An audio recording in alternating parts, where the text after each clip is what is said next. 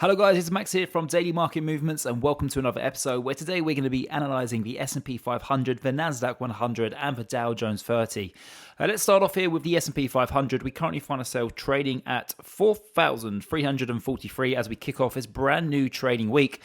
Just quickly, if we draw a fib chart from the peak to trough, that was a 2020 bear market. Here we have our fib areas. Recently, about 2 weeks ago, we broke above that 0.618 fib area. However, we stall out at 4,445. And this was due to the fact we had hit our 1.6% fib extension. So if I draw a fib chart from the peak to trough from the February swing highs all the way through to the March swing lows, as you can see, the 1.618 fib extension shows at around 4,443. And that's the exact area where we did decline. I look at the S&P 500 here, and I do believe that we are going to see dip buys return to the market. I just want to really quickly show you this chart. This chart was provided to us by Bloomberg, and it shows us that at this moment in time, we are seeing the second strongest year in terms of dip buying. So this represents when investors have stepped back in after a 1% fall from the S&P 500. And as you can see, this is nearly 100 years of historical data, and at this moment in time, we are showing the second strongest year, apart from COVID, of course. So that's very positive for the market, and I feel like the worst that we could do here in short term for the S&P 500 is probably 4,300. I wouldn't be surprised if we did go down and test 4,300, but again, I do expect the dip buyers to return. I think the only reason as to why we are seeing this minor pullback in the market, which I did forecast would happen at the beginning of last week, is because we are seeing profit taking amongst the hedge funds, the banks, and retail investors. I think it's very important to understand that if you was watching the news last week, you would have seen many headlines of so-and-so has trimmed Nvidia, so-and-so has trimmed Meta. But yeah, it's very important to understand that the reason as to why these institutions have trimmed their positions and taken profits is not because they do not like the fundamentals of that particular name. They haven't fallen out of love with the stock, but it just comes down to risk management.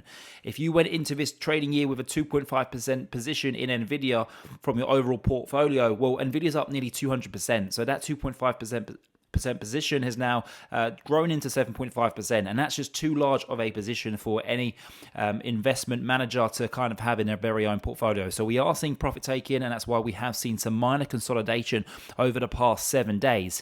Now, moving over to the Nasdaq100, very similar to the S&P 500. If I draw that same fib chart from the peak to trough of the 2022 bear market, as you can see, we nearly went up and achieved 0.786 fib area, but we didn't quite get there, probably largely due to the fact on the daily chart we were pretty overbought. In fact, it was the most overbought we'd been since that high that we achieved all the way back in 2021. But my guess is that in the coming weeks ahead, we will go and have a second attempt where we do go and achieve 15,400. I really want to see move up towards that 0.786 fib area.